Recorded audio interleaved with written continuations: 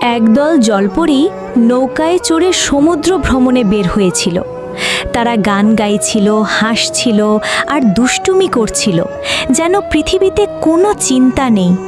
হঠাৎ দূরে তারা একটি বিশাল বরফের পাহাড় দেখতে পেল।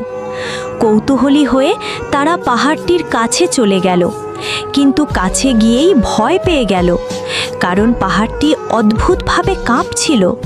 আতঙ্কে তারা একে অপরকে আঁকড়ে ধরে কাঁদতে শুরু করলো। ঠিক সেই সময় হঠাৎ তাদের নৌকা বরফের পাহাড়ে ধাক্কা মারল। বিশাল শব্দে পাহাড় ভেঙে পড়তে লাগলো। চোখের পলকে সেই বরফখণ্ডগুলো তাদের ওপর চাপা পড়ে গেল।